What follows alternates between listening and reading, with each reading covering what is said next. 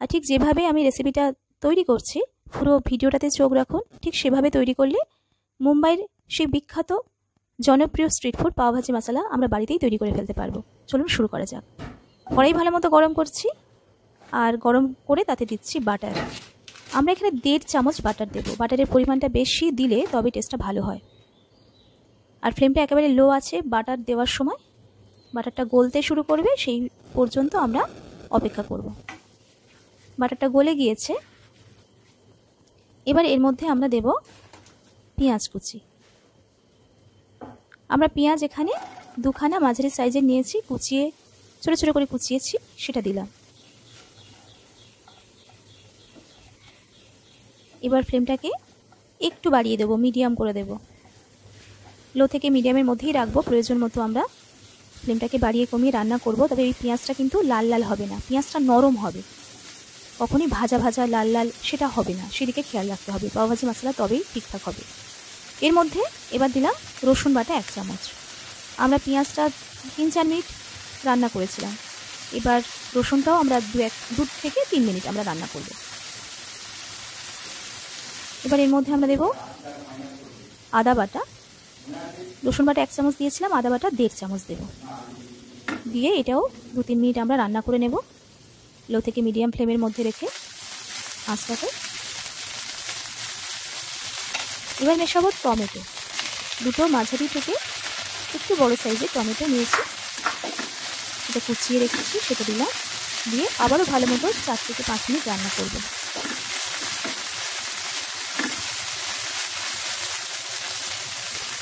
এর মধ্যে আমরা নুন দিচ্ছি স্বাদ অনুযায়ী।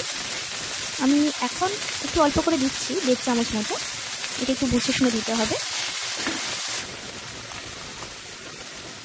এর মধ্যে আমরা দেবো লঙ্কা গুঁড়ো, একটু ঝাল ঝাল ভালো লাগে। 1.5 চামচ লঙ্কা গুঁড়ো দিলাম। দিয়ে এটাকে আর একটু রান্না করে নিলাম 2-1 মিনিট। এবার এটা পাওভাজি মশলার একটা প্যাকেট, এটা আমরা দোকানে কিনতে পারি। তো এই প্যাকেটটা কেটে আমরা পাওভাজি যে গুঁড়ো মশলাটা আছে সেটা আমরা চামচে করে দিয়ে দিচ্ছি 1 চামচ। ভালো করে মিশিয়ে দিলাম মশলাটা দিয়ে।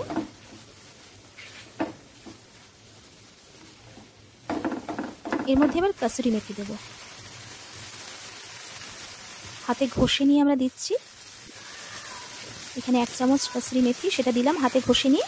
এবার আরও 1 চামচ আমরা কাসুরি মেথি হাতে ঘষে নিয়ে দেব। কাসুরি মেথি দিলে খুব সুন্দর একটা গন্ধ বেরোবে। সেটা যখন আপনারা রান্না করবেন তখন আপনারা নিজেরাই বুঝতে পারবেন। বাটার আর বিভিন্ন উপকরণ যেগুলো আমি দিয়েছি আর তার সঙ্গে কাসুরি মেথি, খুব সুন্দর গন্ধ। এটা এবার লো ফ্লেমে আমরা রান্না করব। এদিকে 4টে আলু, সিদ্ধ আলু আমরা নিয়েছি। আমরা বেশ বড় সাইজ 3টা আর একটা মাঝারি সাইজ নিয়েছি। এটাকে আমরা ভালো মতো এবার হাত দিয়ে মেখে নেব। একেবারে মিহি করে কিন্তু মাখবো না, একটু দলা দলা থাকবে সেরকম।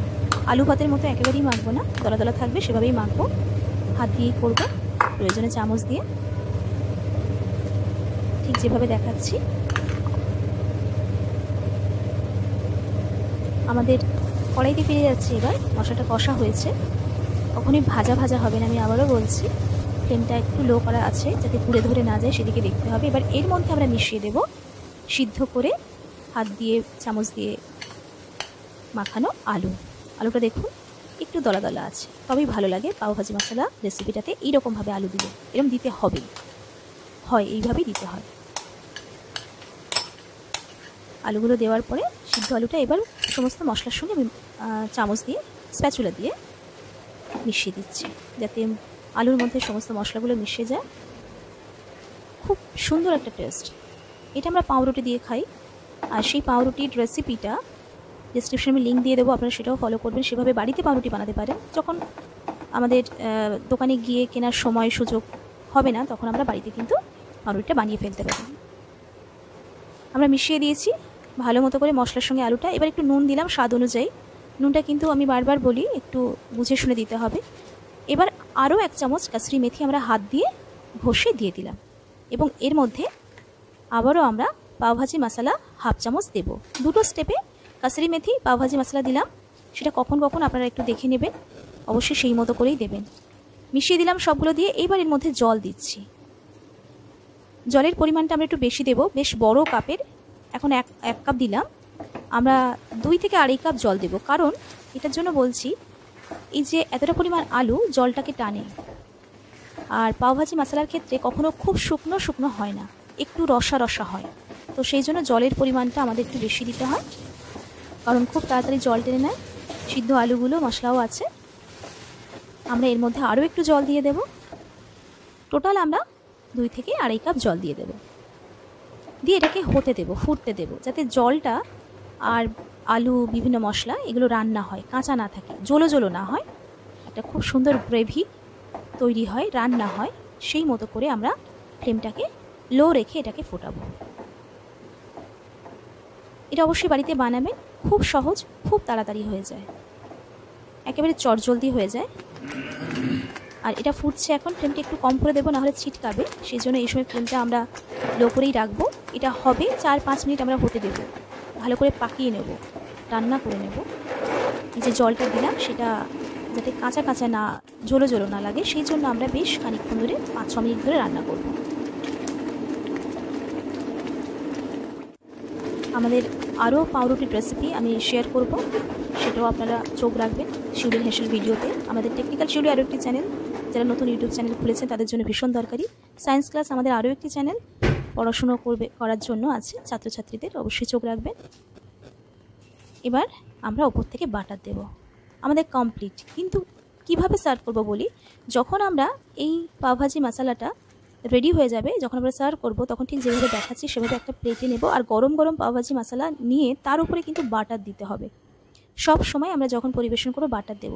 পাওভাজি মশলা পুরো রান্নাটা যেমন বাটারে হয়, তেমনি যখন সার্ভ করি তখন সেটা বাটার দিয়েও পরিবেশন করতে হয়, তবে ভালো লাগে। এটা পাউরুটি দিয়ে আমি বলেছি, আপনারা অবশ্যই খাবেন। পাওভাজি পাও দিয়ে খাবেন মশলাটা, তো সেটা খুব ভালো লাগে খেতে। আর ভালো লাগলে অবশ্যই সাবস্ক্রাইব করবেন চ্যানেলটা, লাইক কমেন্ট করবেন, জানাবেন কেমন লাগলো। দেখা হচ্ছে আপনাদের সঙ্গে পরের ভিডিওতে।